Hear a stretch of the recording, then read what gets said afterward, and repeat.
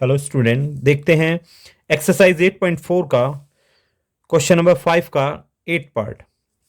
ये क्या बोल रहा है? Sine A plus cosec A का whole square plus cos A plus sec A का whole square is equal to ये term 7 tan square A plus cot square ए।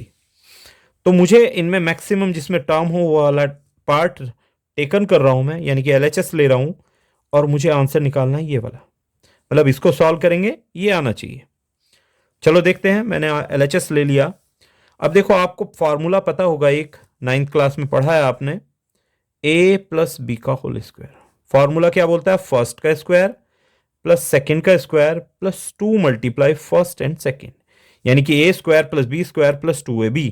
यहां भी ऐसा ही होने वाला है। ये ए है, ये बी है।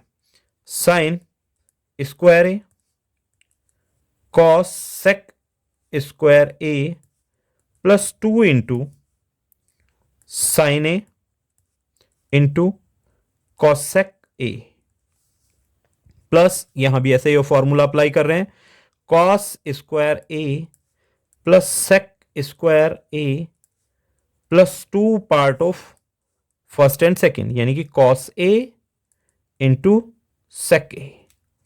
चलो आगे देखते हैं।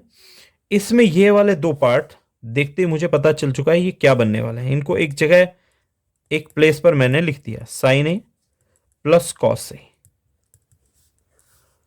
प्लस एज इट इज ये वाला पार्ट कॉसेक स्क्वायर ए।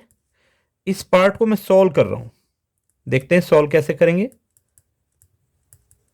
कॉसेक जो होता है उसको हम लिख सकते हैं 1/sin ए। ये मैंने पहले पार्ट लिख दिया है, सेक square A 2 cos A into, इसको भी मैं सेक को भी ऐसे लिखने वाला हूं, कॉस ए। इस पार्ट से ये वाला पार्ट कैंसिल, इस वाले पार्ट से ये वाला पार्ट कैंसिल हो जाएगा।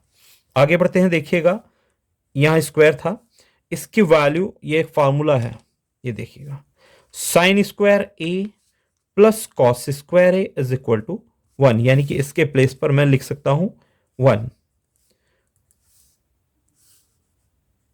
कॉसेक स्क्वायर ए, यहां ये वाला पार्ट सिर्फ 2 पार्ट दे रहा है, सेक स्क्वायर ए, ये वाला भी 2 दे रहा है।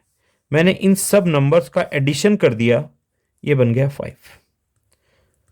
Cosec square A plus sec square ए। अब ध्यान से देखिएगा, अभी मेरा जो आंसर मुझे रिक्वायरमेंट थी वो नहीं आया है, उसमें टेन और कोट है। देखते हैं क्या इनका कोई रिलेशन टेन कोट से है। बिल्कुल है, ये रहा, कोसेक का कोट से है और सेक का कोसेक से है। चलो देखते हैं। कोसेक को मैं लिख रहा हूं in term of cot A, इसको, यानी कि कोट ए इधर से उसके पास चला जाएगा दूसरी साइड, ये बन जाएगा कोसेक स्क्वायर थीटा या फिर A is equal to 1 minus cot square A, यानी कि इसके प्लेस पर मैं ये लिख सकता हूं, और लिख सकता हूं, मैं लिख रहा हूं 1 माइनस, सॉरी यहां माइनस था तो इधर जाने के बाद ये पॉजिटिव साइन देगा, यानी कि 1 प्लस कॉट स्क्वायर ए। अब ऐसे ही इसको देखते हैं, यहां से ये वाली वैल्यू निकाल रहा हूं मैं और इसको इस साइड भेज रहा हूं, यानी कि इसके प्लेस पर मैं लिख सकता हूं 1 प्लस 10 स्क्वायर ए। हो चुका है आपका क्वेश्चन, देखते हैं कैसे। ये सभी न्यूमेरिकल वैल्यू में ऐड करता हूं और ये बन गया है 7 cot square A plus 10 square A. Positive term को आगे पीछे लिख सकते हैं, इसको पहले लिख देता हूं, इसको बाद में लिख देता हूं, फर्क कोई नहीं पड़ता उस बात से। ये लीजिएगा, RHS आपका आ चुका है, यानी कि LHS is equal to RHS। बस आपको यहां दो फार्मूले बताने हैं, कौन कौन से फार्मूले हैं वो, यानी कि sec square A minus 10 square A is equal to 1। इससे हमने सेक किसकी वैल्यू निकाली थी? सेक की। सेक स्क्वायर ए क्या होता है? 1 प्लस 10 स्क्वायर ए, और दूसरे वाला कौन सा? Cosec square A minus cot square A is equal to होता है 1 के। यहां से भी मैंने एक टर्म निकाली थी, कोसेक की। Cosec square A is equal to होता है 1 माइनस कोट स्क्वायर ए। ठीक है जी, ये आपका एक पार्ट हो चुका है। नेक्स्ट पार्ट देखते हैं ये 9th वाला पार्ट देखते हैं इसका, क्वेश्चन नंबर 5 का 9th पार्ट। ये कह रहा है cosec A minus sine A into sec A minus cot A is equal to 1/10 a plus cot A. देखो ऐसा आंसर आना इम्पॉसिबल है, यानी कि इसको भी हमको टेकन करना पड़ेगा, एक बार एलएचएस लेना पड़ेगा, एक बार आरएचएस लेना होगा।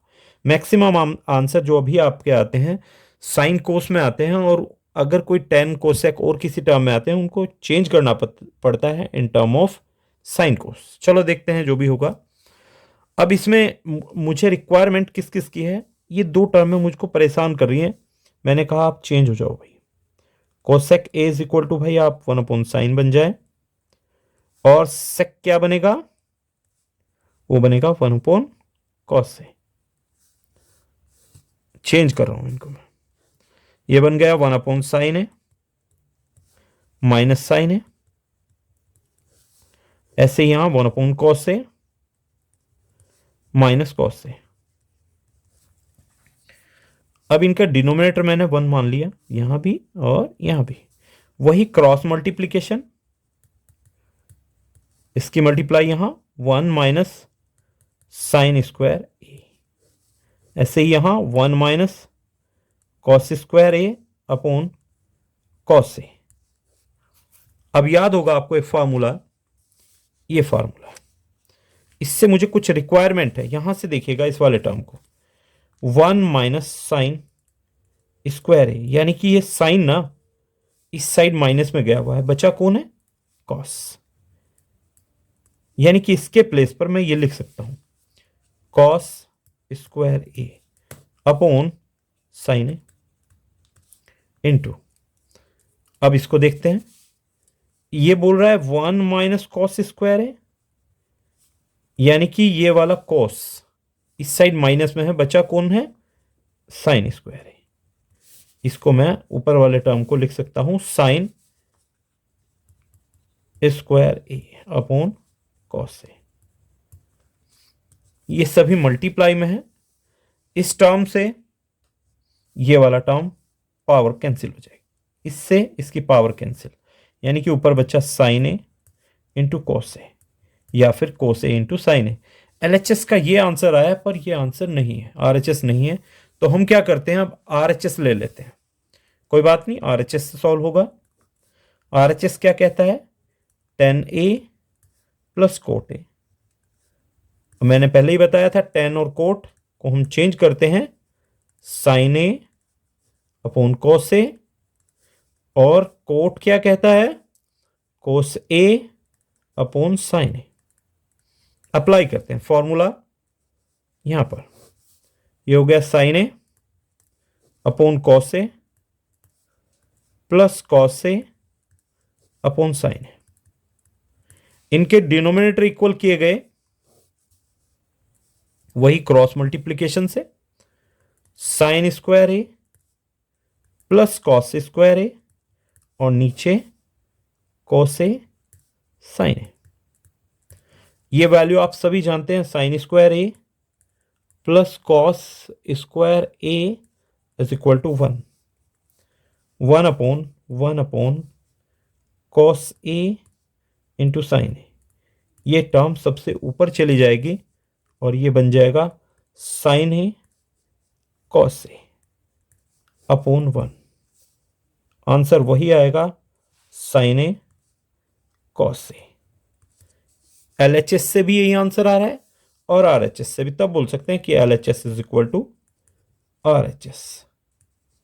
ये घबराने की जरूरत नहीं, कहीं कोस ए इंटू साइन ए आ जाए, या फिर sign A into cos A आ जाए। मल्टीप्लीकेशन में कोई इफेक्ट नहीं पड़ता, 2 इंटू 3 हो या फिर 3 इंटू 2 हो, बात एक ही है।